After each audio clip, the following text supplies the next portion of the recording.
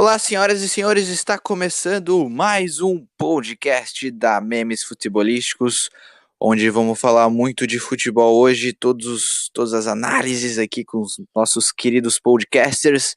Escalado no nosso podcast de hoje, Dave, Eu aí. Gustavo. Vamos, Vasco. Vamos então, galera, falar muito de Campeonato Brasileiro hoje, falar de tudo o que tem essa semana do futebol. Vamos começar então falando de Campeonato Brasileiro. Começo falando, Dave, Corinthians venceu o Vasco por 1-0 ali, com alguns lances polêmicos, o que já tá virando normalidade aí no futebol brasileiro, muitos erros de arbitragem e tudo mais. Mas enfim, Dave, fala um pouco desse Corinthians 1-0 no Vasco. Cara, desanimador, né, essa situação que o futebol brasileiro se encontra. Porque você vê que o resultado poderia ter sido diferente, né? O Ameba do Avelar tentou dar aquela estragada. E, cara, a sorte é dele que o juiz deu essa errada, porque acho que ele não se encontraria vivo hoje. Estaríamos fazendo aqui um podcast e falando sobre assassinato. Mas, cara, o Corinthians vinha com 11 pontos aí já de que perdeu, né, com erros de arbitragem. Teve contra o Inter, teve contra o Botafogo, teve contra o São Paulo. Então, teve um a favor e o Campeonato Brasileiro é assim, né? Um erra e favorece, outro erra e perde ponto e assim essa várzea vai indo até, sei lá. Não vejo assim, não tenho expectativa que o VAR vai ser a solução dos problemas. Eu acho que diminui, mas enquanto tiver ainda na posse de ser humano, vai ter erro, porque os caras tem vezes que os caras vão lá só pra fazer sacanagem. Não digo que foi esse caso do jogo contra o Vasco, mas que foi um erro grave, foi, claro. Cara, é assim, eu acho que já virou rotina já falar de erro de arbitragem, né, cara? É uma coisa absurda. Toda rodada quase tem alguma coisa assim, tal. Foda, cara. Mas enfim. Corinthians. Agora sobre o jogo, o Corinthians começou até que bem, foi pra cima e o Vasco também não tava tão mal, mas o Corinthians foi superior no começo da partida. Só que o final da partida foi triste, foi bizonho, assim. O Vasco dominou a partida, o Corinthians recuou e poderia ter tomado muito bem o empate ou até a virada, aquela bola no travessão que infartou acho que metade do estádio lá. E acho uma grande pena o Vasco estar nessa situação. Vou torcer pro Vasco não cair. E são 6 pontos garantidos em 2019, então é mais uma torcida, né? Bom, cara, o Corinthians chegou a 41 pontos, 43 pontos, tá em 12º na zona ali da Sul-Americana. Já praticamente tirou toda possibilidade de rebaixamento, até porque a luta ali pra não cair tá bem tensa, cara. Ali tem Vitória, Chapecoense, América Mineiro, Ceará, Sport, Vasco, Fluminense, aí depois tem o Corinthians. Então tá bem tranquilo, falta 3 rodadas pra acabar, então acho que o Corinthians aí já fica aí numa luta aí pela Sul-Americana, né, Dave? Eu acho que, será que dá pra considerar um bom ano, assim, um 12º lugar e uma classificação pra Sul-Americana? Acho que não, né? Ah, cara, se você colocar assim o ano inteiro na balança, o ruim é assim, o Corinthians colocou a visão na Copa do Brasil. Focou na Copa do Brasil e acabou deixando de lado o brasileiro. Em decorrência disso, por isso que está nessa luta nesse final de campeonato para se afastar da zona do rebaixamento. Mas o ano foi regular para bom, até na minha visão. Você teve um time que teve uma mudança muito grande, com jogadores que entraram aí para repor. Se você perdeu o Balbuena, Maicon, Arana e repôs com Douglas, Avelar e sei lá, Jonatas. Então, você pensar Arauz. que um time desse ainda chegou numa final da Copa do Brasil, não é um ano que você fala, putz, terrível. Só que tem que abrir o olho pro ano que vem. Ano que vem tem que ter uma grande mudança nesse time. começar com o treinador, trocar, correr atrás do Abel, na minha visão, e pegar reforço, ir atrás de reforços aí pra pelo menos tentar o brasileiro, focar no brasileiro no que vem, ou no brasileiro na Copa do Brasil. Cara, mas eu acho que pior assim que o próximo ano, eu acho que ele empolga um pouco mais pela regularidade que tá acontecendo com o Corinthians, né, cara? Porque, tipo assim, se eu não me engano, 2015 foi campeão brasileiro, né? 2015 foi campeão brasileiro, 2016 fez um mau ano. 2017 campeão, 2018 fez uma má campanha. Aí agora, novamente, 2019, né? Não joga Libertadores, provavelmente não vai começar o ano como um dos candidatos a buscar os títulos e etc. Então, talvez ali um pouco talvez, empolgante. talvez até dar uma melhora, assim, pra focar no Brasileirão, tentar ganhar mais um brasileiro. Porque os times aí, Palmeiras, São Paulo, Grêmio, Flamengo, já estão garantidos na Libertadores, então o foco deles vão ser totalmente na Libertadores. Acho que o Corinthians podia correr por lado e tentar fazer o que o São Paulo tentou fazer, né? De tentar focar no brasileiro e tentar fazer pontos no brasileiro. Acabou caindo no colo do Palmeiras, que tem um elenco sensacional, mas se o Corinthians der uma reforçada, acho que dá pra conseguir uma boa coisa aí no ano que vem. Quem sabe buscar uma Sul-Americana, né? Sei lá. Queria voltar só um fala pouco aí. sobre o jogo em si mesmo, que aconteceu sábado. Foi um jogo meio ruim até. O primeiro tempo foi bem ruim. Mas como o Corinthians deu sopa pro azar, cara, nesse jogo. Ele deve ter feito umas 4, 5 faltas na beira da área pro Vasco ter chance de levantar a bola da área pra área. Muitos erros individuais mesmo. O time do Corinthians é um time que erra muito. É um time que perde a posse de bola muito fácil. Tanto é que num jogo precisando ganhar, nervoso do jeito que foi, você terminar com menos posse, menos chute que seu adversário, cara, você deu muita sopa pro azar. A sorte do Vasco é que errou muito a finalização. O último terço do campo do Vasco é horrível, horrível mesmo. E destacar como o Fagner tá voltando a jogar bem. O Fagner que vinha mal, tá voltando a jogar bem. Jogou bem no jogo de sábado. E também destaque pro menino, acho que é Thiaguinho, o nome do menino que estreou sábado. Pô, joga muita bola, cara. Esse piá tem muito futuro no Corinthians, hein? Ele tem, acho que, 3 jogos no Corinthians. Jogou contra o São Paulo, entrou muito, muito bem. Depois entrou contra o Cruzeiro, que já era para ser titular, só que o treinador já quis colocar o Douglas de novo e deu um tiro no próprio pé, porque o Douglas entrou e fez aquela cagada toda contra o Cruzeiro. E o moleque entrou bem de novo nesse jogo. Creio eu que já não perde posição nesse time. Tá sobrando, tava 1000 vezes melhor que o Arauz e melhor que o Douglas. E é um moleque que tem raça, tem vontade. Dá pra ver que ele é corintiano, porque pelo que ele fala, e no jogo contra o São Paulo, na hora que saiu o gol do Corinthians, o cara vibrou com a emoção, como se estivesse na arquibancada, cara. Foi sensacional, eu tava lá, eu vi, eu falei, mano, esse moleque é bom mesmo, o moleque é foda. E é legal, cara, é legal, assim, o moleque vem da base, tá com vontade, quer mostrar serviço, tem que colocar o moleque pra jogar, e tá jogando demais. Eu me surpreendi porque eu não achava que ele era tão bom assim. Ele tinha, acho que, jogado umas 2 vezes, assim, em alguns minutos, mas não deu pra ver bem o futebol dele. Agora que ele teve mais chances, deu pra ver que o menino tem futuro.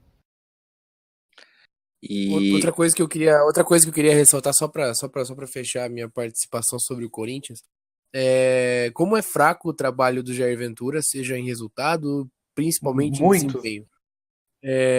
Esse time ele vem com uma característica desde quando o Mano assumiu a primeira vez lá, que ele é um time que, apesar de tudo, sempre foi um time forte defensivamente. Sempre foi um time forte.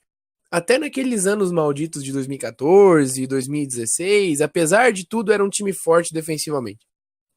Bastou o trabalho de 2 técnicos depois que o Carille saiu para desmanchar tudo. Hoje é o time que mais sofre finalização no gol no campeonato inteiro, sendo que ano passado bateu o recorde do time que menos sofreu finalização no gol. Então, o Jair, que é um técnico que se diz defensivo, que se diz reativo, que usa termos modernos para ser moderno, que diz que fez gol com ataque posicional, que diz que gosta de um jogo apoiado, ele está se mostrando um técnico extremamente fraco de repertório e principalmente inconsistente em algumas escolhas. Se você for parar para pensar o começo do Jair, ou até a metade do trabalho dele até um tempo atrás, a solução era o Danilo de primeiro volante. Não, porque o Danilo é primeiro volante, o Danilo é volante, o Danilo é volante. Hoje o cara não vive sem o Danilo fazendo o papel de camisa 9.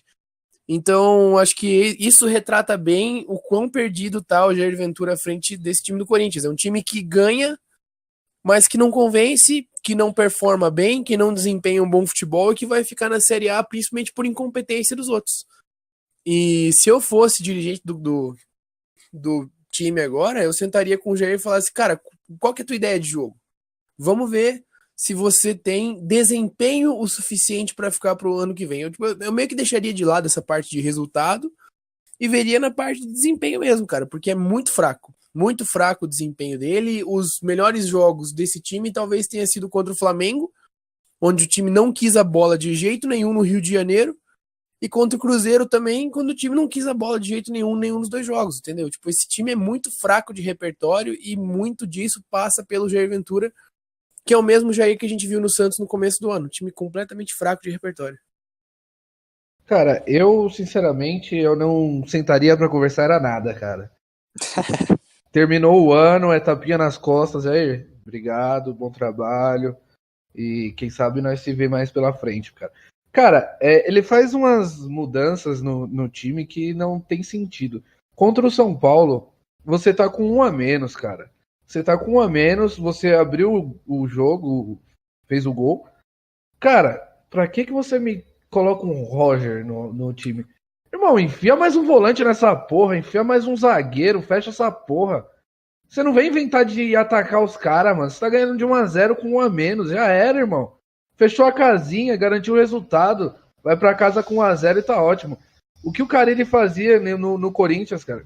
Fechava a casinha, ia lá, fazia um gol, já era. Fechou a casinha, toque de bola. Se conseguir ir lá fazer mais um no contra-ataque em alguma coisa, beleza. Cara, se não conseguiu, garantiu o resultado e já era, velho. Já era. Agora o cara quer sempre atacar. Deixa o time aberto. O time do Corinthians é muito espaçado, cara. Você vê um jogador aqui, o outro lá, é mal organizado. Triste, cara. É triste de ver o Corinthians ser treinado por uns caras assim. Eu achava que o Loss tava fazendo merda, mas entrou um que só fez iludir. Porque quando ele chegou no Corinthians, ele tinha melhorado a zaga. Ele tinha dado uma organizada. Mas parece que o que ele organizou, ele destruiu tudo. Sei lá que ideia que ele teve. Tem aquela praga do Avelar e teve que. O Corinthians tá com tanto azar que o moleque foi pra seleção e teve que usar essa praga desse Avelar de novo. E acho que no próximo jogo, pelo menos, o menino já volta, já o Carlos. Mas o Douglas não é opção de nada, cara. Você tem um moleque, a semana inteira, todo mundo falando, pô, tem que colocar o Thiaguinho, tá bem melhor. Aí ele vai me ver e coloca o Douglas de novo. Cara, o Douglas, desde quando chegou no Corinthians, não fez nada, cara. Não fez nada. O que esse cara merece pra ser titular no time? Não merece nada, cara. É umas opções que ele tem, que ele usa, umas substituições que não tem nada a ver. Ele me pegou no jogo, acho que contra o São Paulo, que o Pedrinho era o melhor do time, ou era contra o Cruzeiro. Ele me tira o Pedrinho, tipo, sem sentido nenhum, cara, sem sentido nenhum. O melhor jogador que tá indo pra cima, que tá indo atacar, ele tira o moleque, mano. Você, o moleque, tipo, o moleque tava de boa, velho, não tava mostrando que tava cansado, nem porra nenhuma. Aí ele vai e tira. Puta, é uns negócios que não dá pra entender. Eu, de coração, espero que ano que vem não fique mesmo. Desabafo do nosso amigo Dave em relação ao Corinthians. Mas enfim, o Corinthians enfrenta na próxima rodada o Atlético Paranaense, depois Chapecoense e encerra contra o Grêmio. No Campeonato Brasileiro, deve pegar aí uma Sul-Americana ali e, sei lá, né, quem sabe se replanejar aí pro ano que vem, pensando em coisas um pouco melhores no Campeonato Brasileiro, né, Dave? O jeito agora é contratar, né, cara? Estão com um papo aí de Giovani, veio hoje um papo aí do Giovani no Corinthians, que sinceramente eu não sei nem o que pensar, porque não tá jogando nada no Flamengo, teve uma boa passagem no Santos, pode ser que dê bom, pode ser que dê ruim, mas não sei, também não sei se é algo de verdade mesmo, é só falação, mas... E também tem o Andrés lá fora, né, tá de olho em alguns jogadores, ou foi lá só encher a cara e encher o Fazer um bucho. marketing, né? É. Tô aqui com o Florentino Pérez aqui, tô no Real Madrid. Real Madrid e Corinthians, amizade sincera. Diz eles lá que ele foi fazer uma reunião sobre gestão. Tomara que aprenda alguma coisa, né? Porque tudo bem que o Florentino também é outro cabaço do caralho, que vende o Cristiano Ronaldo e me contrata o Mariano, tá ligado? E acha que vai ganhar uma Champions League assim. Mas tem também o Piazon também, que tá cotado aí.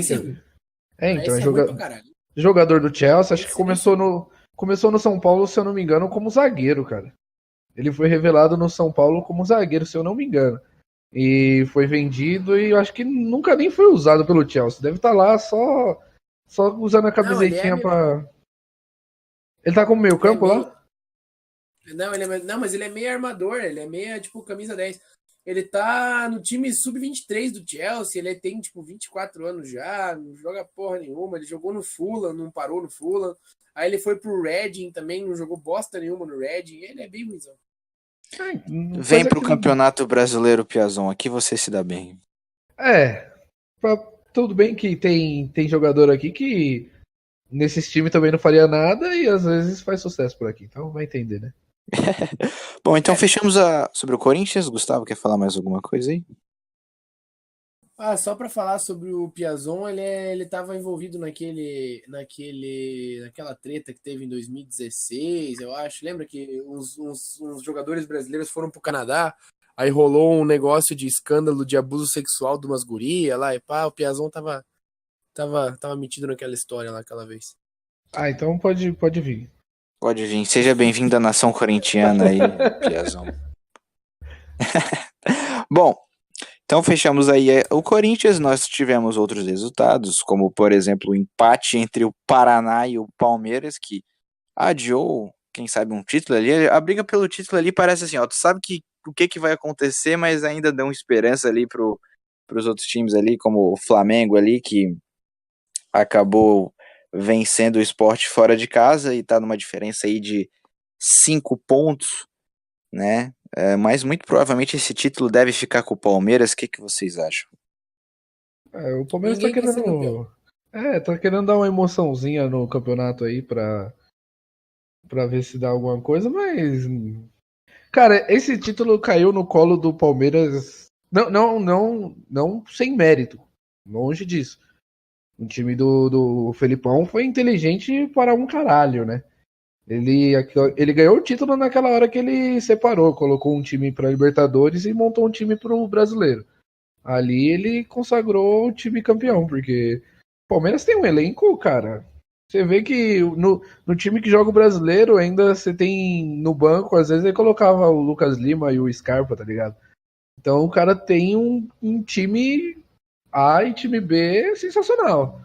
Aí ele foi muito inteligente em dividir e ganhou o título ali. Mas vejo eu com mais incompetência do Internacional, do Flamengo e do São Paulo. Principalmente do São Paulo, que ficou tanto tempo à frente e entregou de mãos dadas aí, entregou para os outros clubes.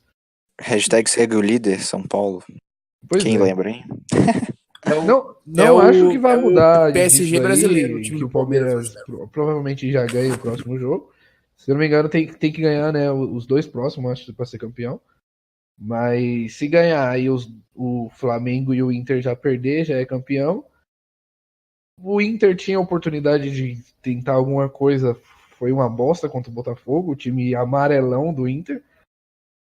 Chora por 2005 e, cara, não tem motivo. Podemos debater isso daqui qualquer dia, que achar ruim, pau no cu. E amarelou nesse ano também, e é time de amarelão. Tá o quê? 40 e poucos anos sem ganhar um brasileiro, e dessa forma vai continuar mais ainda. Ano que vem promete vir com um time bom aí. Tem o Guerreiro, precisa contratar um camisa 10 e um ponta direita. Ele tem um bom time, mas tem que parar de ser amarelão. O Inter, se ele tivesse vencido nesse jogo contra o Botafogo, ele chegava a 68 pontos e ficava a 3 pontos do Palmeiras. Então, podia colocar um baita fogo, né, nesse final, até porque depois ia enfrentar o Atlético Mineiro, depois iria enfrentar o Fluminense, e na última rodada enfrenta o Paraná. Então, se tivesse vencido o Botafogo, tinha uma possibilidade até considerável, né, de quem sabe buscar o título. Mas deu uma amarelada, ficou longe, praticamente fora já, vai ali ficar pela briga pela Libertadores ali mesmo. E o Flamengo ali dá uma sonhadinha de leves, mas no fundo deve ficar com o Palmeiras, né, Gustavo? Eu acho que não tem muito mais o que fazer, não. Mas especificamente esse jogo contra o Paraná e até o Inter contra o Botafogo mostrou aquilo que a gente vem batendo na tecla desde a primeira edição desse podcast. Times brasileiros, quando tem que propor jogo, se ferram muito. Esse jogo do Palmeiras contra o Paraná, o Palmeiras quase não tinha nenhuma solução ofensiva posicional quando tinha que propor o jogo, quando tinha que trocar passes com velocidade, quando tinha que trocar de posição com velocidade, quando tinha que abrir espaço. E o Paraná, com a casinha fechada, foi lá, armou um contra-ataque, o menino da base, 18 anos, foi lá, fez um gol e acabou com a festa palmeirense que estava preparada em Londrina. Então, de novo, aquilo que a gente fala, times brasileiros têm muita dificuldade de propor jogo. E o Palmeiras pode se ferrar de novo nesse meio de semana, porque pega um time lá de baixo, desesperado, que vai fechado, que vai lutar, que vai dar vida, contra o América no Allianz Parque. E se o Palmeiras não ganhar esse jogo, eu acho que vai cair uma pressão absurda em cima do Felipão, porque ele corre risco de perder os 3 títulos da temporada. E um time com o dinheiro que tem o Palmeiras não pode se dar o luxo de passar mais um ano sem ganhar nada. O América venceu o Santos, né? Então vai levemente empolgado ali, né? Se conseguir talvez um empate ou uma vitória, empurra ali o Ceará para a zona de rebaixamento.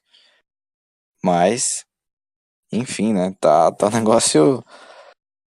Talvez na próxima rodada a gente vai ter uma noção assim, se realmente vai o Palmeiras ou se quem sabe pode haver uma briga ali, né? É isso. Eu acho que vai ser complicado esse jogo pro Palmeiras. Esse jogo contra o América é muito traiçoeiro. O América que conseguiu ganhar do Santos, que briga por Libertadores. Então, vai ser um jogo complicado.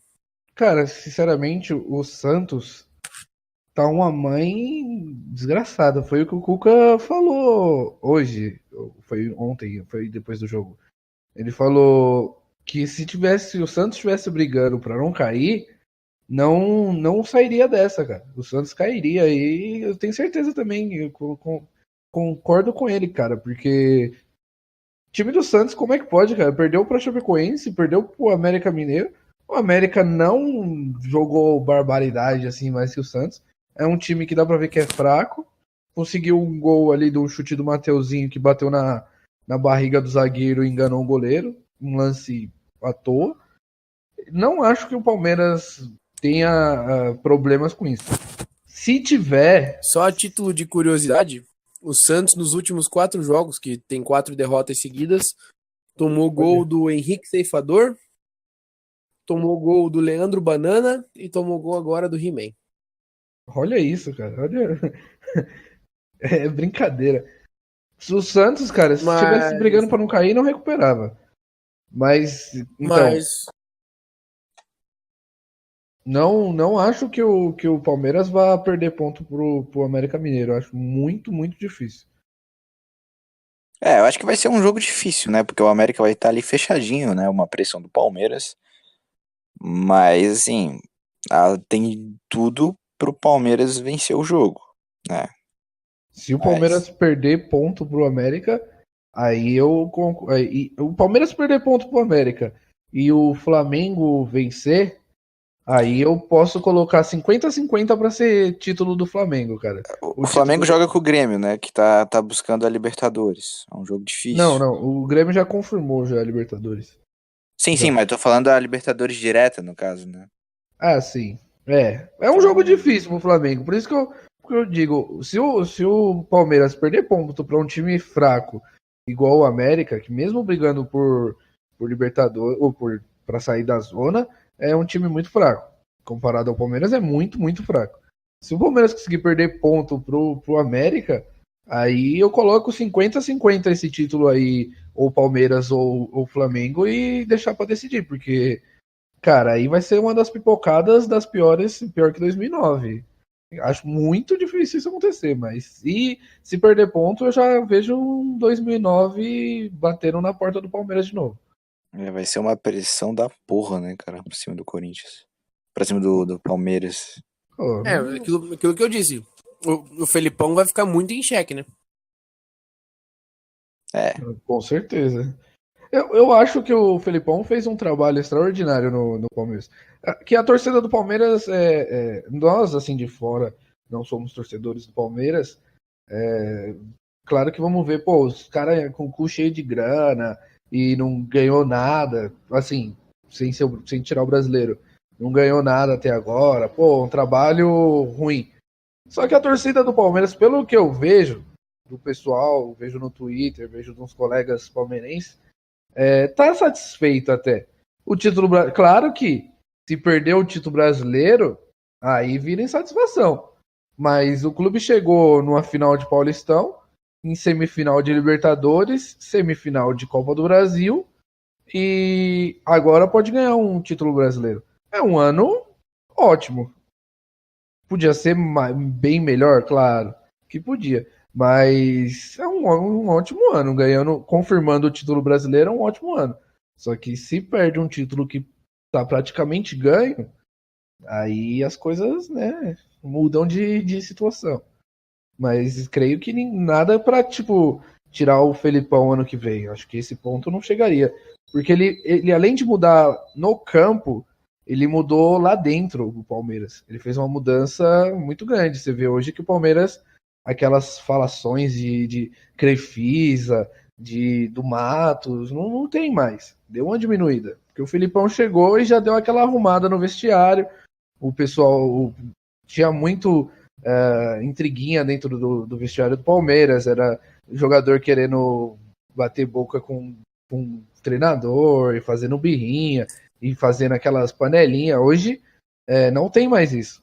Então eu creio que o Felipão continuaria o ano que vem normalmente. Até poderia, sei lá, se perdesse um Paulistão, ficar em xeque, ou, enfim, perder um título, mas acho que eles não tirariam o Felipão no ano que vem.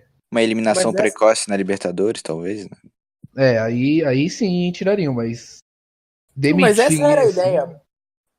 Essa era a ideia desde a contratação dele. Eles não queriam um cara que fosse o estrategista, que fosse o melhor técnico do mundo. Eles queriam um cara que fosse costa quente para aguentar tudo. Coisa que o Roger não era. Não é culpa do Roger ser desse jeito. É que o Roger ele não ganhou nem um terço do que o Felipão já ganhou, até pelo tamanho da carreira.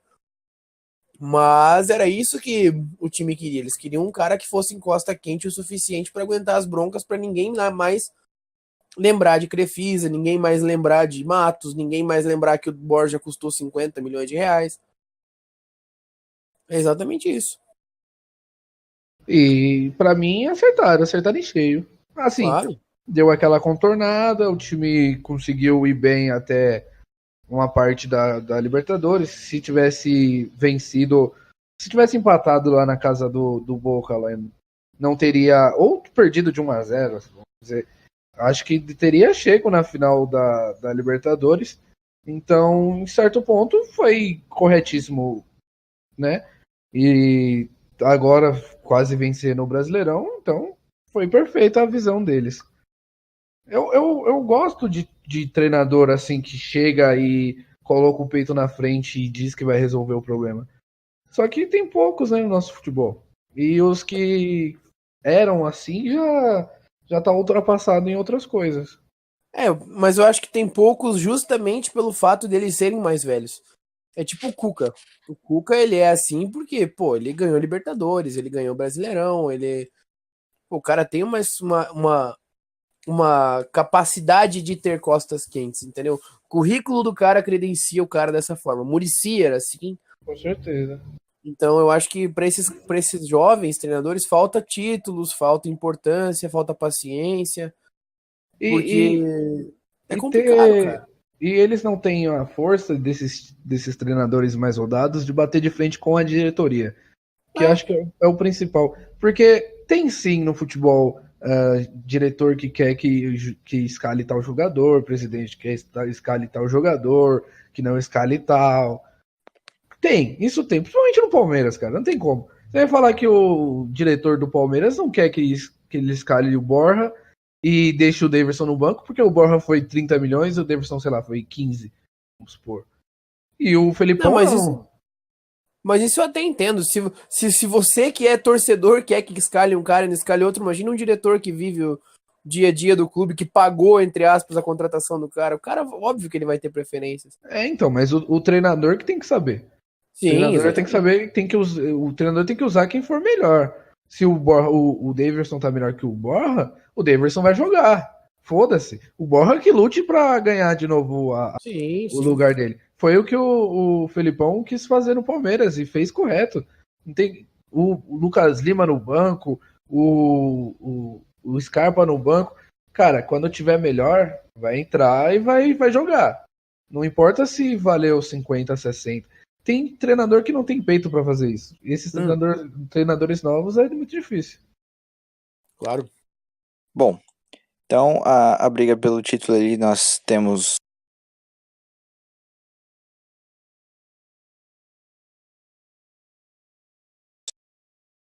e o Flamengo ali e fechamos esse assunto título. Agora puxando um pouco mais pela briga da Libertadores, nós temos ali uma briga intensa tanto pelas vagas diretas quanto pelas vagas na pré-Libertadores, porque nós temos ali nas brigas diretas, né, nós temos o Grêmio e o São Paulo, né, brigando ali por uma última vaga, por assim dizer, e nós temos ali também pela briga na pré.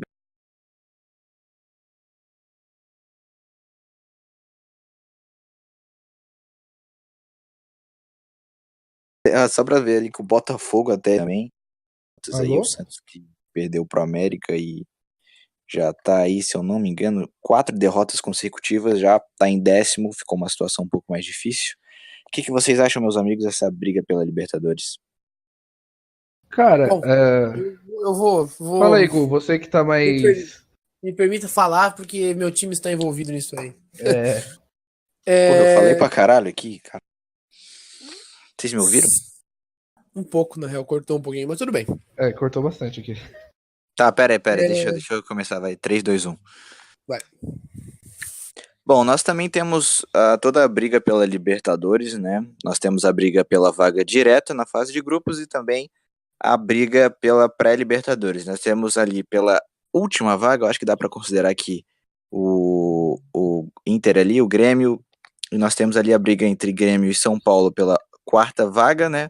Direta para Libertadores. Nós temos a briga pela pré-Libertadores entre Atlético Mineiro e Atlético Paranaense. Com essa vitória do Botafogo contra o Internacional, o Botafogo tem uma boa possibilidade também de brigar por essa vaga, até tem 6 pontos, né? Ficou um pouco difícil, mas existe uma pequena possibilidade. E o Santos ficou bem para trás, somou a sua quarta derrota consecutiva e ficou bem atrás aí, não deve pegar a Libertadores o ano que vem. O que vocês acham, meus amigos, Dave, sobre essa briga na Libertadores, pela Libertadores? Cara, eu vou deixar o Gustavo falar primeiro, que o time dele tá envolvido nessa situação, então é melhor ele falar primeiro. Vamos lá então, Bom, Gustavo. sobre vaga direta, primeiro, eu vou falar um negócio que vocês vão anotar e vocês vão me cobrar no final do campeonato. O Grêmio ou o São Paulo, um dos dois times ainda vai acabar ficando na frente do Inter. Isso daí Inclusive, o perigo do Grêmio terminar na frente do Inter é muito grande, porque agora o Grêmio tem um bom time e vai focar somente no brasileiro até para conseguir essa vaga direta. Já na briga para pré-Libertadores, principalmente pelo 6º lugar, o time do Atlético Mineiro tá desde a 10ª rodada no G6. Vinha com um trabalho um pouco sólido até do Thiago Largue. Foi mandado embora até para dar uma resposta, né, na época que o Cruzeiro tinha chegado na final da Copa do Brasil, tinha sido campeão da Copa do Brasil, aí o presidente do Galo quis dar uma resposta para a torcida, trouxe o Levir de novo e tal. Depois que o Levir assumiu, o time do Galo vem numa descendente absurda. Agora começou a dar uma reagida, tava com 5 jogos sem vencer. Conseguiu ganhar do Paraná aqui em Curitiba e conseguiu uma vitória bem xoxa contra o Bahia em casa. Um jogo meio sem graça e tudo mais. Então hoje a gente tem Atlético Mineiro com 53, se eu não estou enganado. E aí a gente vê o Atlético Paranaense em 7º com 50. No meio do caminho tem que ter o Cruzeiro ali, mas o Cruzeiro já tá na Libertadores, na fase de grupos, até porque ganhou a Copa do Brasil. O Atlético tem uma tabela muito difícil, na minha opinião, Atlético Paranaense principalmente. Pega Corinthians, Ceará em casa e Flamengo fora. E no meio do caminho, na semana que vem, na quarta, ainda tem o jogo de volta da semi da Sul-Americana. Então eu acho que o time do Atlético Paranaense vai perder um pouco de força, é inegável, mas tudo vai depender de como o time chega para essa última rodada. Se o time conseguir embalar essas 2 vitórias que tem em casa, eu duvido muito que o Galo consiga ganhar os 2 jogos que tem. Até pela dificuldade dos jogos. E o último jogo ainda do Galo é contra o Botafogo, que dependendo das combinações de resultado pode chegar para a última rodada com chances de Libertadores. O Botafogo que corre por fora, que desde que anunciou a contratação do grandíssimo Zé Gatinha, tem de 4 vitórias seguidas, se eu não estou enganado. Então o efeito Zé Gatinha é brabo mesmo. O Galo que tem uma tabela dificílima, pega o Inter fora na quarta-feira. Depois pega o Atlético Mineiro fora no domingo. E fecha contra o Botafogo em casa. Então... Ô Gustavo, só quero te dar uma má notícia, cara. Que o Atlético Paranaense já vai estar com 3 pontos a menos também, porque nessa quarta-feira pega o Corinthians, né? Pior que eu acho que o Atlético vai com o time misto essa quarta-feira. E maravilhoso. E também domingo, por causa da semifinal da Sul-Americana. Então, é igual eu disse, tudo vai depender, pra mim, desses 2 jogos que o Atlético tem em casa e desses 2 jogos que o Galo tem fora. Se o Atlético conseguir ganhar os 2, ou ganhar um e empatar o outro dentro de casa, que ele é muito forte, o Galo possivelmente não vai conseguir ganhar do Inter lá, é muito difícil. E depois tem talvez o último suspiro do Santos em busca dessa vaga aí, dentro da Vila Belmiro, Santos e Galo. Não. Então, o Santos tá 8 pontos do Atlético Mineiro nesse momento. Então, tá difícil. Vou cravar o Santos aqui. O Santos vai ficar abaixo do Corinthians na tabela. Mas o problema é que se o Santos ganhar essa quarta-feira... Problema não, né? Ótimo pra torcida santista. Se o Santos ganhar essa quarta-feira, que é contra o Botafogo no Rio de Janeiro, que também é confronto de Libertadores, o time do Santos volta a ter chance, porque daí se o Galo não ganha, o time fica 4 pontos. Então o Santos vai jogar esse jogo, o Botafogo também vai jogar esse jogo como se fosse o jogo da vida. Qualquer um dos 2 que ganhar vai pra matar o Atlético Mineiro, ou na próxima ou na última rodada. Então a tabela do Atlético Mineiro é muito difícil.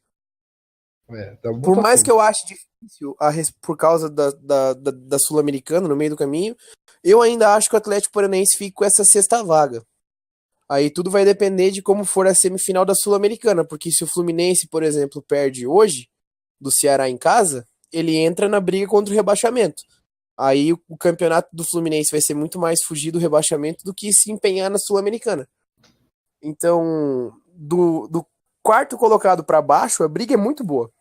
A briga é muito boa mesmo. A gente vê até o Santos eu vejo com chance de Libertadores.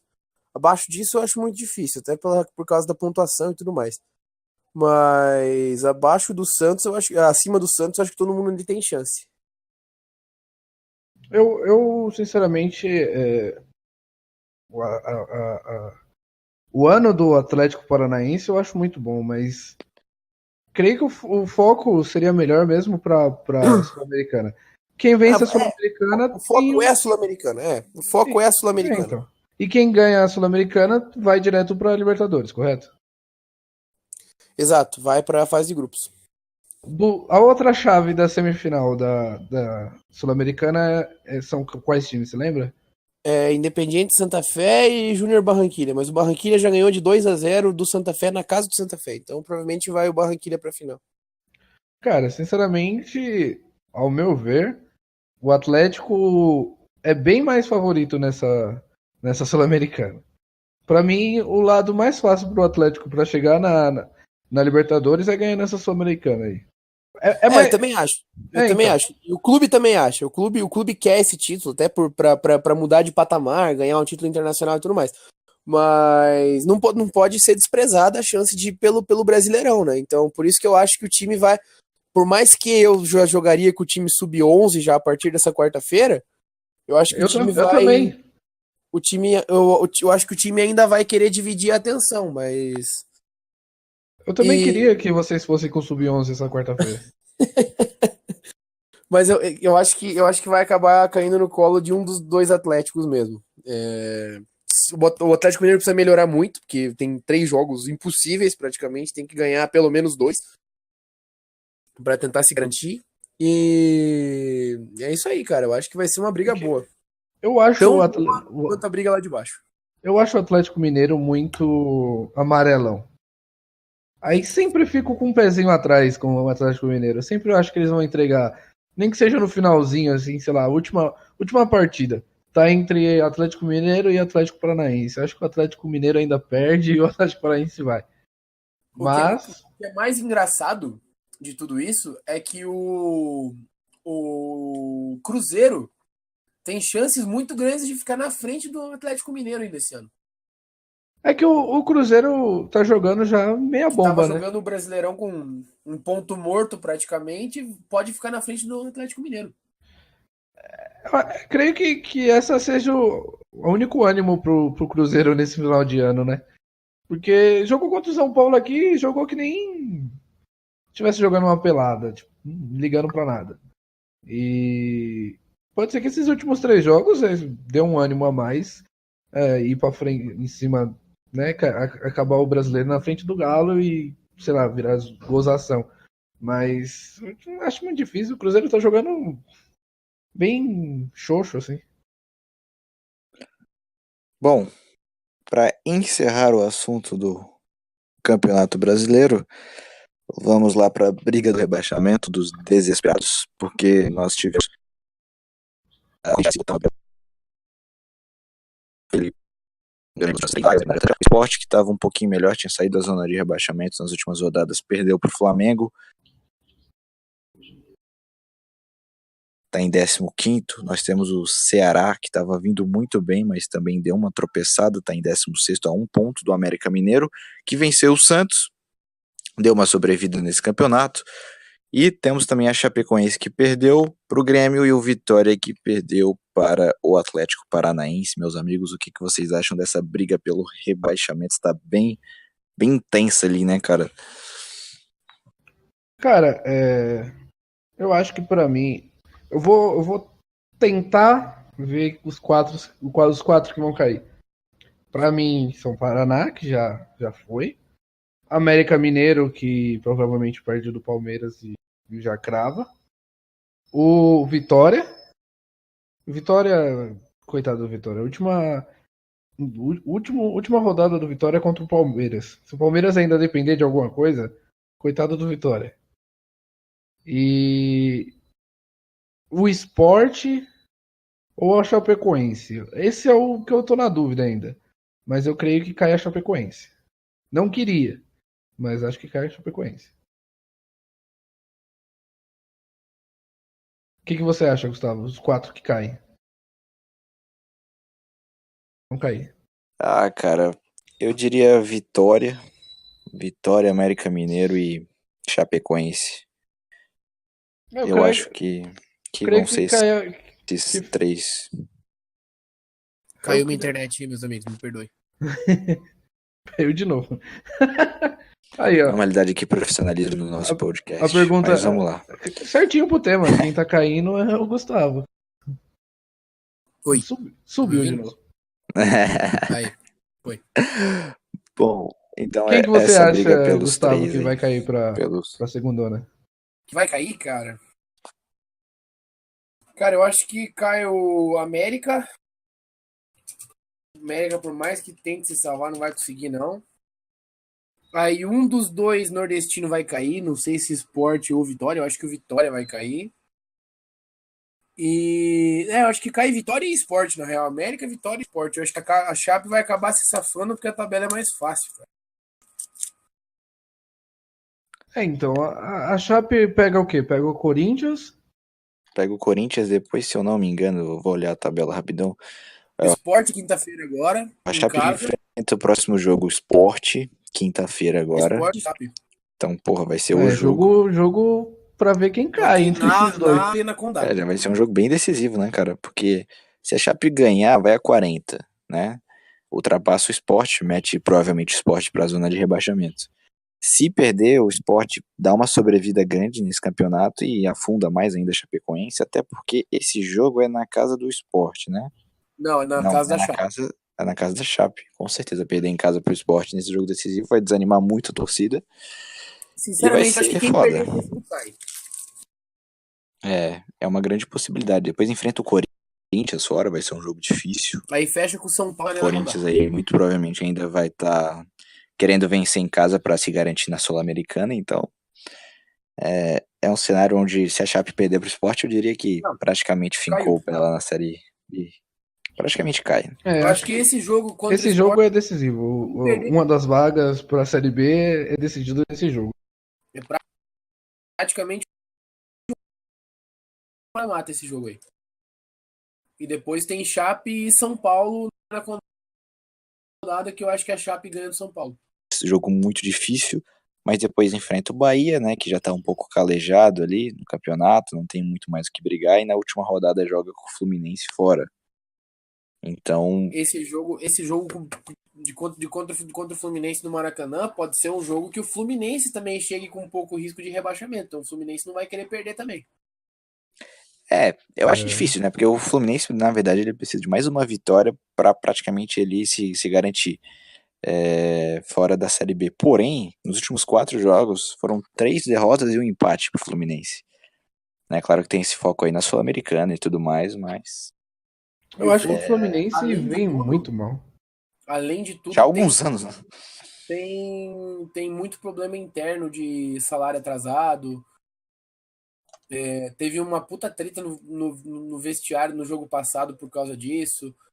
Aí o presidente meio que abriu uma vaquinha lá entre os conselheiros tal para pagar o salário desse mês para que os jogadores possam receber 13º e tudo mais. Então tá bem feia a situação financeira do Flu. Imagina um rebaixamento, né, cara?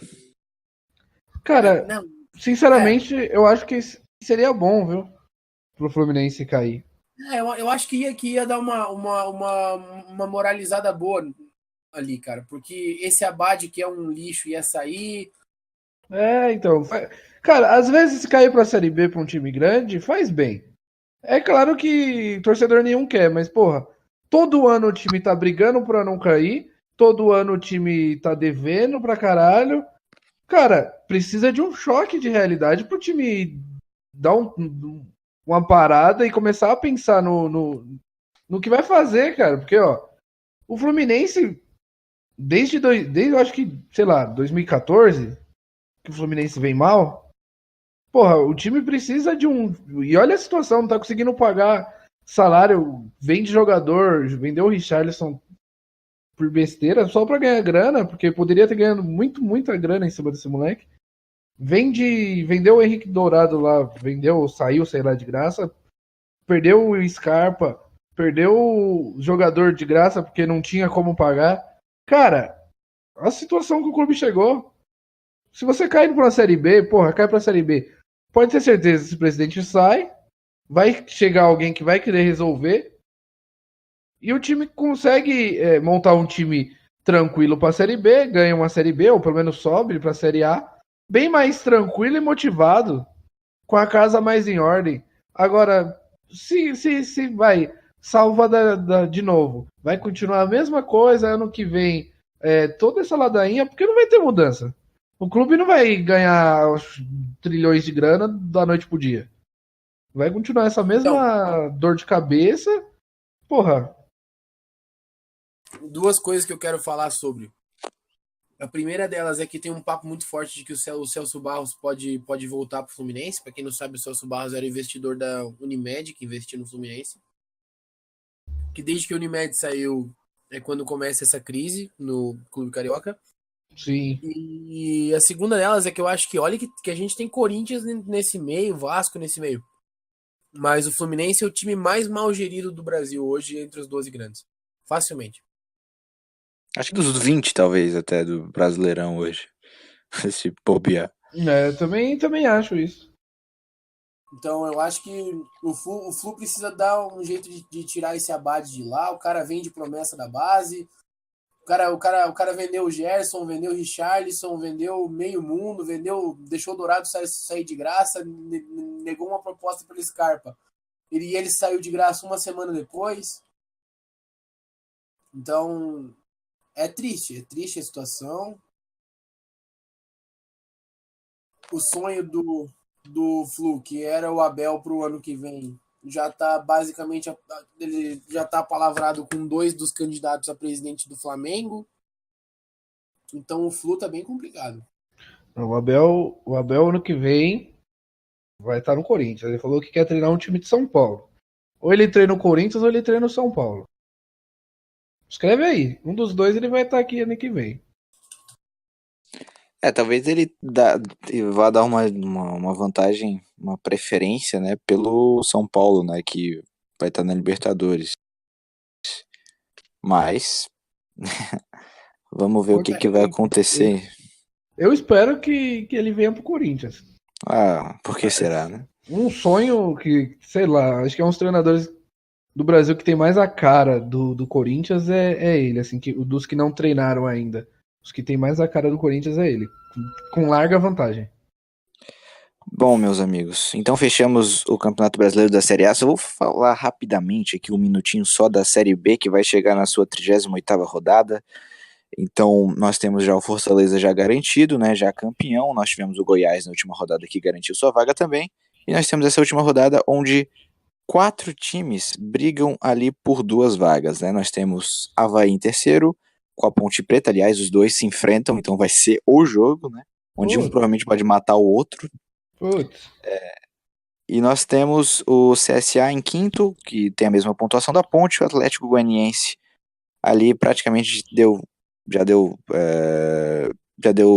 tchau, né, pra briga, se bem que tem uma chance bem remota, muito remota mesmo, cara. Tem que torcer para 2 resultados contra e tal. Então, muito provavelmente deve ficar entre Avaí, Ponte Preta e CSA essas 2 últimas vagas. O jogo para a Série A do O jogo do Avaí é em casa? Sim, o Avaí enfrenta em casa a Ponte, o que é uma coisa ruim pro Avaí, porque o Avaí joga muito mal fora de casa, é o 5º pior mandante, quinto não, é o 5º pior, né, o 6º pior, se eu não estou enganado.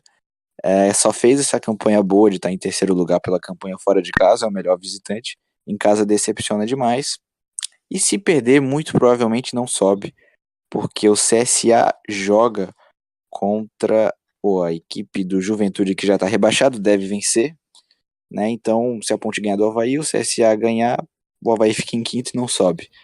Mas, sei lá, né? Vamos ver o que acontece. O Avaí que nas últimas 5 temporadas caiu e subiu, e caiu e subiu.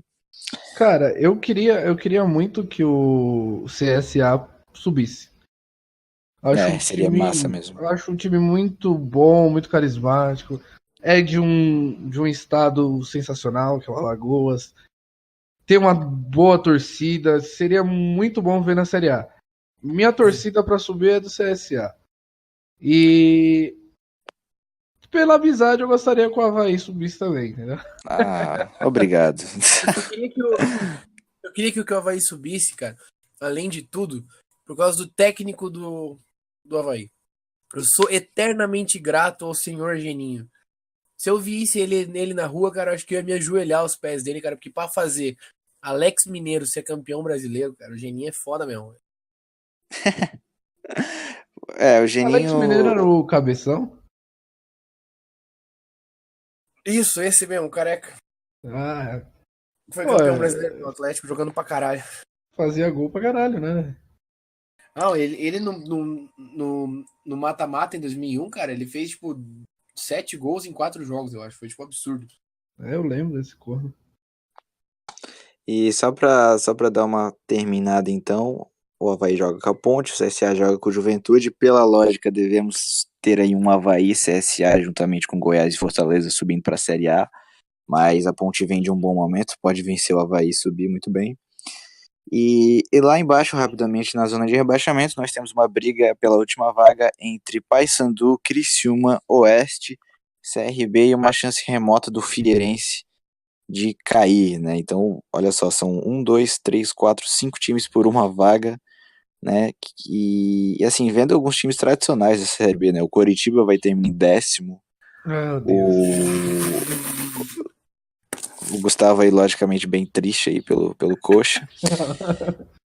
O Criciúma, que já foi campeão da Copa do Brasil, campeão da Série B, campeão da Série C e tal, brigando fortemente para não cair. E temos até o Figueirense. Figueirense caiu em 2016, é um time que joga bastante a Série A também, uma possibilidade muito, muito pequena, menos de 1% de chance, até porque 3 resultados absurdos tem que acontecer para o Figueirense cair, mas mesmo assim não deixa de ser uma coisa, né? Pô, um time que tá na Série A brigando para não cair para a Série C. Bom, meus amigos, é isso. Algum comentário sobre essa briga pelo rebaixamento na Série B? Eu quero só fazer um último comentário sobre o acesso que eu esqueci. Que o time do CRB, também, que é de Alagoas, também de Maceió, é um time que vive rondando a Série B, até tá nessa Série B de agora e tal. É um time que nunca chegou perto de subir. Quando chegava perto de subir, era um time que pipocava, nunca chegou tão perto de subir assim. E o CSA, no seu primeiro ano de Série B, pode subir. Então, é muito legal ver até essa rivalidade em Maceió, dessa maneira aí, de que depois de, sei lá, 4, 5 anos que o CRB está disputando a Série B e não subiu, o CSA chega no primeiro ano e sobe com autoridade. CSA, CSA é muito bom, gostaria. Fui pra Maceió, quase comprei uma camisa do CSA, mas estava muito cara, então se alguém do CSA estiver ouvindo esse podcast, pode mandar uma camisa pra cá que nós. Pode mandar 3 camisas, um para cada um aqui, que a gente vai Isso. gostar Manda muito. mais uma que nós sorteia no podcast. Um ingresso aí pro jogo do Campeonato Alagoano do ano que vem aí, se quiser pode mandar. Isso. E uma passagem pra essa cidade maravilhosa. Mas, O lugar bonito do caralho. Maceió é bonito. Bom, meus amigos, então só pra gente poder encerrar então o nosso podcast, vamos falar então de seleção brasileira. Deixa eu A só. seleção brasileira, beleza. Fala aí, Dave. Só fazer uma pergunta pro Gustavo. Só pra, sei lá, entender melhor o que tá se passando no Atlético Paranaense. Só pra não passar pra seleção e ficar meio confuso. Ô, Gustavo, qual é a ideia? O que tá se passando? O que é isso de mudar o nome do clube, mudar as cores, mudar o emblema? Cara, que bom que você perguntou isso, porque eu também estava esquecendo e hoje mesmo o presidente do Atlético deu uma declaração sobre. A ideia inicial, na verdade, é basicamente criar não um novo escudo, mas criar uma marca, baseado no que aconteceu com a Juventus. Tirando a parte de criar um escudo, a parte de você criar escudo para camisa de jogo, você mudar as cores do time e tal, a ideia era criar um símbolo que identificasse a marca do Atlético, porque a ideia do clube hoje é expandir além do futebol, com rede de restaurante, com rede de loja de roupa, com rede de, sei lá, loja de eletrônico, por exemplo, alguma coisa do tipo, relacionado ao time, mas fazer uma marca que não fosse tão agressiva aos olhos de quem não fosse torcedor. Então, essa é uma ideia mais ou menos antiga, já vem um ano e meio, 2 anos que o Petralha tenta fazer isso. E nessas últimas semanas ele deu declarações dizendo que queria mudar a cor do clube, queria mudar o nome do clube.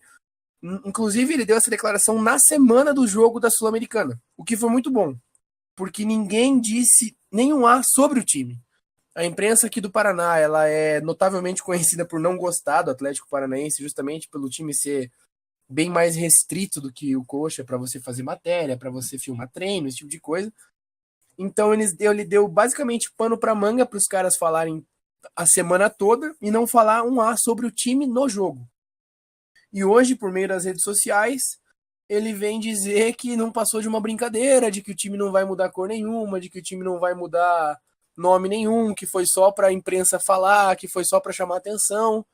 E a ideia mesmo é isso que eu tô falando mesmo, é basicamente você criar uma marca com o nome do Atlético Paranaense, porque quem é do Sul aqui, principalmente, sabe como é difícil para times que não são tão conhecidos levantar dinheiro, você ter uma verba para ser um time competitivo e tudo mais. Então, essa ideia da marca foi um jeito que o Petralha achou de tentar arrecadar dinheiro de outras fontes, a não ser patrocinador, a não ser cota de televisão e tudo mais. Mas essa Que é uma história puta ideia, eu acho, cara. é uma Eu ideia acho que muito os boa. outros clubes, cara, imagina o Flamengo e o Corinthians, assim, com toda a sua força, né, fazer coisas assim, cara, eles iriam se dar muito bem fazendo isso, cara. Então é E até os basicamente outros isso. times, cara. Ele falou hoje que é uma brincadeira, que não passa de uma brincadeira, que foi que ele se divertiu muito com as especulações, mas que essa história de mudar nome e cor aí não tem nada a ver. Então, Mas pegou pesado com a torcida, assim? Pegou negativamente ou não? A torcida curtiu a ideia? Pegou, mas não pegou, porque todo mundo no fundo sabia que era mentira. Porque essa história de mudar o nome, já vi de longa data que o Petralha quer que o Atlético seja conhecido muito mais como paranaense do que como Atlético. Porque ele diz que atrapalha o clube, ser atléticos assim, que o Atlético consegue o Atlético Mineiro. Então é uma ideia antiga dele que eu acho que vai ser conhecido do mesmo jeito que ele é conhecido fora do Brasil. Como L Paranaense e tudo mais. Então, a ideia antiga do clube ser conhecido mais como paranaense e menos como Atlético. Mas essa parte de mudar a cor do clube, esse tipo de coisa, pegou meio mal, mas todo mundo sabia que era mais ou menos mentira desde o início, então ficou mais ou menos... pegadinha, pô, pegadinha. E pior que foi uma sacada boa que ele fez. Porque agora todo mundo fala do time, cara. Mas, Então, Foi só uma pegadinha. pegadinha de leve. Então, Dave, se o Dave autorizar, eu posso pular aqui pro assunto da seleção brasileira, Dave? Tu me autoriza? Não, agora tá tudo certo, pode ir. Ah, tá, beleza. Bom, a seleção brasileira que vai jogar amanhã, às 5h30 da tarde, um amistoso contra Camarões. Camarões do nosso querido Seedorf, que falou aí, deu umas declarações polêmicas que o Neymar não deveria ter saído do Barcelona, o que todo mundo sabe que é verdade, né? E, enfim, meus amigos, quais as expectativas aí desse jogo da seleção, desse momento da nossa seleção brasileira? Cara, a expectativa é ganhar, né? Tem outra expectativa. Contra um. Cara, eu eu vou assim. ser bem breve. Eu não gosto. Pode falar. À vontade. Ih, o Gustavo tá travando. Tá, mas enfim, fala aí. Fala aí, Dave. Bom, eu particularmente gosto de amistosos da seleção. Mas creio que eles estão errando bastante na escolha do adversário e o local, né?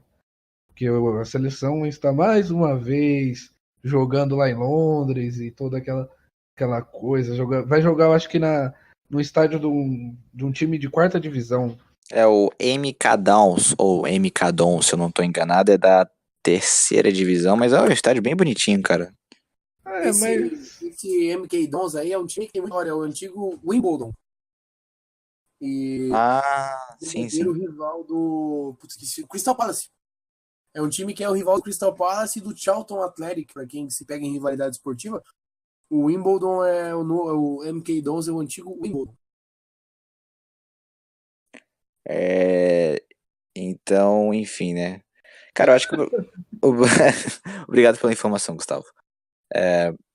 Eu acho, cara, que, sei lá, assim, é legal, tá? Beleza, estão fazendo um amistoso lá, nos estádios aleatórios, mas, cara, seria muito melhor eles fazerem isso aqui no Brasil, né, cara? Eu acho Ah, que estão tentando, sei lá, fazer amistosos lá fora, visando que a Copa América vai ser aqui no Brasil, né? Creio eu que a visão seja por aí. Então tá tentando fazer os jogos na seleção lá fora para ver se dá um ânimo lá fora no pessoal lá de fora de novo na seleção e tentar subir a marca dessa, sei lá, quais são as ideias da CBF para isso. Mas, para mim, eu acho um erro. O amistoso contra Camarões, não vejo sentido, assim, de seja um time competitivo por alguma coisa. Poderia ter escolhido um clube não, uma seleção mais forte. Contra o Uruguai, achei que foi um bom teste. Não achei que o Brasil jogou bem, mas venceu. Com um pênalti meio estranho, mas venceu. O importante é que venceu. Creio que o Alan entrou fantasticamente bem na seleção e tem que ter um lugar na seleção. O meio-campo da seleção brasileira, quando for Alan, o Casemiro e o Arthur, pode jogar no 4-3-3 que o meio já fechou por aí. Não precisa colocar mais ninguém. Mas creio que, claro, muito difícil o Tite fazer isso, mas seria sensacional. Para mim, jogava no 4-3-3 tranquilamente. Mas para esse próximo jogo, eu viria com o Alan como titular no lugar do Renato Augusto, fácil, sem pensar duas vezes. O Brasil deve ganhar com tranquilidade, porque não tem como nós pensar algo diferente. Só se for surpreendente, assim, o Seedorf tá fazendo milagres lá no Camarões e vir com um time muito forte, mas... Só se ele entrar em campo ali pra dar uma reforçada na equipe, né? É que o Brasil não vem animando, né? Então pode ser que role qualquer coisa nesses amistosos aí. Aquela famosa fase xoxa, né, da seleção. Mas, enfim, que eu acho né? muito ruim, porque ano que vem é ano de Copa América, né, cara? 2019 é Copa América, tá aí já batendo na porta. Então é hora de montar E no um time. Brasil ainda, né, cara? No Pois Brasil ainda, é. então. Aquele ânimo que a torcida teve para a Copa do Mundo, eu acho que bateu tão forte que a queda foi bem pesada também para a torcida. Você vê que o brasileiro... que o jeito que o Brasil perdeu a Copa foi muito difícil de engolir, né, cara? Um time totalmente apático perto do que vinha nas eliminatórias, nada dando certo. Foi bem apática essa eliminação do Brasil. A Copa do Brasil foi fraca. O Brasil, não digo fraca, mas foi mediana, né? Para um time que vinha batendo bem, jogando bem. Eu até agora não entendo por que o Adenor teve aquelas mudanças. Eu creio que ele foi querer colocar o Coutinho como titular e essa entrada do Coutinho no time mudou muito a seleção. Porque o Brasil vinha de uma formação tática diferente antes do Coutinho como titular. Depois que o Coutinho entrou, ele teve que fazer algumas mudanças. Acho que a mudança foi tanta que, sei lá, afetou. E aí na Copa ele quis mudar mais ainda. Não sei.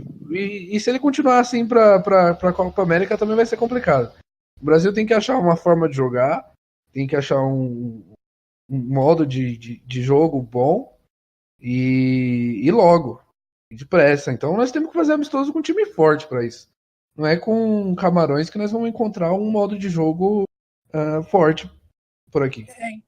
Então, eu acho que quando eu contra amistoso ficou meio forte. Eu sou contra amistoso do jeito que ele é hoje. Camarões, aí você convoca sempre os mesmos, aí é lá na puta que pariu. Entendeu? Eu acho que esse tipo de amistoso você não tem como levar em conta como se fosse um teste, né?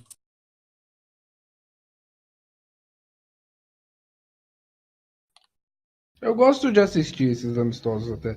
Não, então, eu acho legal a ideia de você testar contra as seleções, mas, por exemplo, você sempre leva os mesmos 23 jogadores, você sempre leva as mesmas caras, entendeu? Eu acho que amistoso, você tem que testar, cara. Por exemplo, você tem que levar um Alex Telles que tá jogando muito no Porto, você tem que levar um Alex Neres na Juventus, um David Neres, sei lá, entendeu? Você tem que variar. Você tinha que levar o Alan faz tempo já, o Alan tinha vaga até em Copa do Mundo. você tinha que levar o Arthur para a Copa do Mundo, mas isso se você tivesse feito os testes adequados nos amistosos pré-Copa. O Brasil jogava os amistosos e as eliminatórias com o mesmo time. Aí, cara, fica difícil desse jeito você testar jogadores. Eu acho assim, o pré-Copa, até entendo ele não ter testado tanto, porque não teve o quê? 2 anos, né? Foi que Não, então ali tudo bem, mas agora, já que perdeu a agora, Copa, não, aproveita, entendeu? também concordo. Agora era momento de colocar os moleques, até. Mas é que assim, sei lá, acho que a cabeça tá mais pra Copa América, porque se o Brasil vacilar, se o Brasil perder essa Copa América, ou sei lá, perder a Copa América porque é em casa, entendeu? A obrigação do Brasil é vencer. A obrigação da torcida. Mas não tem que ser assim, entendeu? Eu acho que. Não, mas importa é você chegar forte pra Copa do Mundo. Nós sabemos a nossa tradição de brasileiro. Se o Brasil perder essa Copa América, a gente cai. Isso é fato. Porque ninguém vai defender que ele continue um trabalho se ele jogar mal a Copa América. Com certeza ele cai. Então acho que ele tá tentando já montar um time forte para chegar bem à Copa América. Só que ele. Será que ele vai, depois da Copa América, ele vai testar jogadores pra Copa? Ou ele vai querer manter o time da Copa América pra Copa? Entendeu? Ele não vai fazer mais teste, ou vai fazer uma mudança ou outra. E vai usar a mesma desculpa que ele usou quando ele entrou. Tem que ter esse pensamento. Ele tem que aproveitar, claro, para montar um time forte. O time mudou bastante, da Copa para cá até que mudou bastante. Richarlison mesmo para mim é titular. Tem que entrar. E o Firmino, que nós defendeu tanto, não vem jogando tão bem. Mas ainda dá para jogar o Firmino e tirar o Douglas Costa e colocar o Richarlison, como ele usou no amistoso contra o Uruguai, que o time melhorou bem mais. Douglas Costa jogou, parecia que estava passeando, sei lá, e com a cabeça onde que ele estava. Tudo que ele tentou, ele errou. E o Richarlison tá voando, o moleque quer espaço e tá voando em campo, tá jogando muito. E é uma ótima mudança. O Arthur já tá entrando como titular, é uma boa mudança. Eu não vejo sentido ele convocar, tipo, Renato Augusto, Paulinho, isso daí não tem sentido algum. Depois que a Copa passou, irmão, já era. Desliga desses caras aí e vão buscar jogador novo. Ele tá tentando fazer umas mudanças, creio eu que ele não tá tentando fazer tão drástica. Mas ele tem que testar muito jogador ainda. Tomara que teste, né? Sim, sim. Tem que, cara, Renato Augusto, mano, não dá pra entender, mano. Renato Augusto, cara. Ele Paulinho. Ele leva porque ele, sei lá, a gente gosta de jogador que abrace, que ele, sei lá, se ele pudesse colocar o filho dele pra jogar, ele colocaria. Porque ele tem confiança. Mas na seleção ele não pode ter isso, cara. Na seleção ele tem que fazer que todos os jogadores joguem por ele, não é um ou outro. Tem que saber montar um time para que todos façam e pensem igual a ele. Uma melhora que eu achei pro jogo do Uruguai, vamos observar, é o Neymar. O Neymar jogou bem contra o Uruguai e tá mais cabeça, e vamos ver. Às vezes teve um papo bom ali na seleção que endireite o Neymar na seleção. Bom, meus amigos, Gustavo, mais algum comentário sobre a seleção brasileira? Acho que só isso mesmo, dizer que o Arthur basicamente assumiu como dono desse meio campo e é melhor aqui. E outra coisa, o Wallace mas ele não jogou bem contra o Uruguai, hein? Não, mas também, cara, você jogar bem com o Wallace do teu lado, você tem que carregar 2 caras, porque tem 2 jumentos do teu lado, é foda também. Mas ele tinha como melhorar também. Deu uns passes de lado. É muito ruim, cara. Aquele Wallace é muito fraco, pelo amor de Deus. O cara é reserva do Hannover. Bom, eu acho que o meio-campo da seleção para o próximo jogo e para os próximos jogos tem que ser Arthur. Titular, eu digo. Tem que ser Arthur, Casemiro e Alan. Qualquer coisa além disso é cagada. Eu acho que o Tite tem um grande problema para resolver, que é a lateral direita da seleção brasileira. Hoje o Brasil não tem lateral direito. Você não tem como apostar mais em Danilo e Fagner depois da Copa do Mundo, depois que eles fizeram. Ok que o Fagner é um jogador regular, mas o Brasil, hoje, a seleção brasileira não aceita jogadores regulares. Eu acho que chegou a hora de testar Militão, chegou a hora de testar... Parou, eu acho que não tem que testar Fabinho em lateral, porque o Fabinho tá jogando de volante há 3, 4 anos já. Eu acho que o cara da vez para essa lateral direita é o Éder Militão mesmo. Saiu muito bem do São Paulo, tá jogando demais no Porto, mesmo como zagueiro e como lateral às vezes. Ele tá jogando uma bola absurda. Então, eu acho que esse é o cara da lateral direita. E na lateral esquerda também não pode mais ter Marcelo, né? Pelo amor de Deus. Eu concordo. O lateral direito, acho que o Militão tem que ser usado, tem que ser testado e querer que a posição ali é dele também. E esquerda para mim também Felipe Luiz já deu. O Felipe Luiz também não gosta. Eu acho que talvez você manter caras igual Marcelo, Thiago Silva, esses caras que estão em fim de ciclo, Miranda, para uma Copa América é importante para os mais jovens, mas eu acho que também o espaço deles vai acabando conforme o tempo. O Miranda hoje é reserva da Inter de Milão, não é mais aquele jogador. Fez uma Copa do Mundo ótima, claro, em competições de tiro curto que você não precisa ter uma estamina muito forte, ele é um bom jogador ainda, que talvez para uma Copa América seja muito útil, mas eu também ia começando a deixar de lado esses caras mais velhos, eu ia começando a trazer caras mais novos, ia trazer o Gemerson do Mônaco, que joga bem, trazer o Felipe, que vem fazendo boas temporadas no Porto, trazendo o Alex Telles do Porto também, que joga muito bem. Você trazer o Marquinhos para o teu lado e fazer ele entender que ele é o cara, ele é o dono da posição na zaga por enquanto, também. Que ele é o capitão desse time.